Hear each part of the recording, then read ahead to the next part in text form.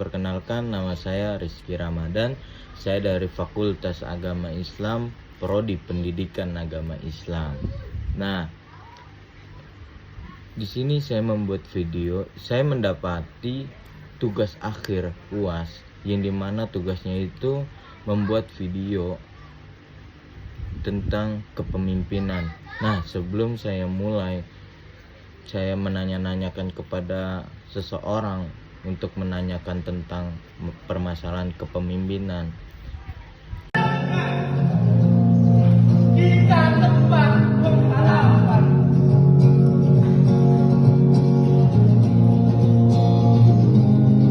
Pergilah, kerjakanlah.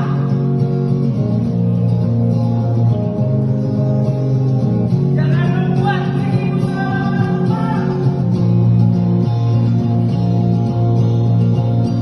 Pecundang, jangan jadi pecundang di universitas. Jika hanya menuntut ilmu di dalam kelas dan menurut pada rasa malas. Langsung aja kita ke pembahasan hari ini. Bang, boleh perkenalkan dulu namanya siapa? Oke, nama saya Ahmad Fadilullah dari Prodi PAS. Oke, Bang. Pertanyaan pertama, Bang. Ya. Apa sih, Bang, yang dimaksud dengan kepemimpinan menurut Anda? Oke,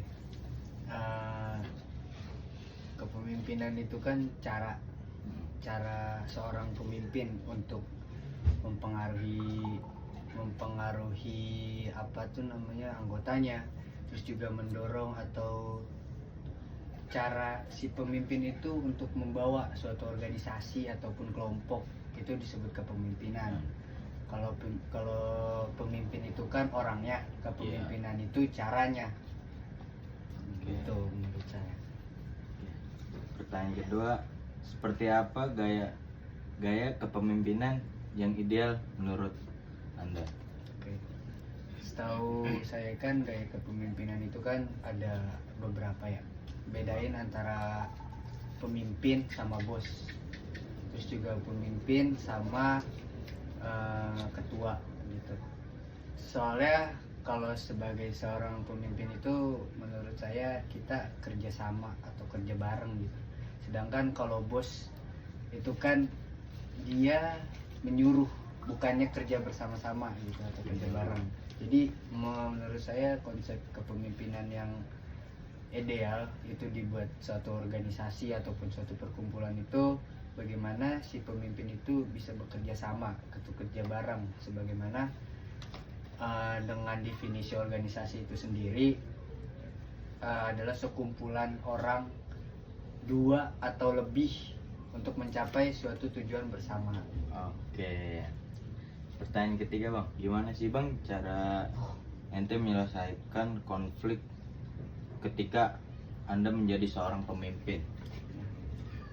Lagi-lagi untuk jadi seorang pemimpin itu atau mencapai suatu kepemimpinan yang ideal, yang baik menurut saya, ketika ada suatu konflik kita harus menelisik dulu atau lihat dulu ini konfliknya itu seperti apa, terus konflik ini bisa terjadi karena apa gitu. Kalau emang misalnya konflik ini bisa diselesaikan secara baik-baik, maka kita coba kita demokrasikan gitu, kita diskusikan sama anggota-anggota yang lain atau teman-teman yang lain bagaimana caranya untuk menyelesaikan suatu permasalahan tersebut gitu. Jangan walau mentang-mentang ada seorang pemimpin bisa mengambil suatu itu dengan keputusan sendiri gitu.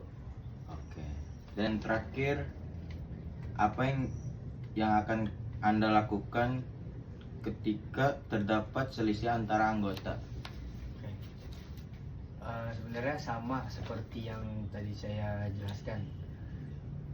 Sebagai pemimpin itu menurut saya jangan pernah menegur anggota kalian itu di depan umum, karena itu bukannya sebagai teguran, tetapi itu sebagai hinaan gitu. Karena mereka pasti merasa malu ketika emang ada selisih antara dua orang anggota ataupun teman-teman yang lain, dipanggil aja orangnya. Menurut saya panggil. Kalau saya sendiri waktu itu pernah ada kejadian seperti itu, dan saya tanyakan dulu satu-satu, pendapat orang yang ini apa, pendapat orang yang satu lagi apa. Lalu ketika udah saya tahu permasalahannya, baru kita temukan. Nah, di situ mereka diskusi dah berdua dan saya sebagai penengahnya. Nah, dari situ baru muncul, oh ternyata ini adalah sebuah salah paham. Nah, kalau emang ada selisih konflik antara dua orang, coba dipertemukan, coba di telisik lagi lebih dalam apa akar permasalahannya, supaya emang tidak menimbulkan perpecahan.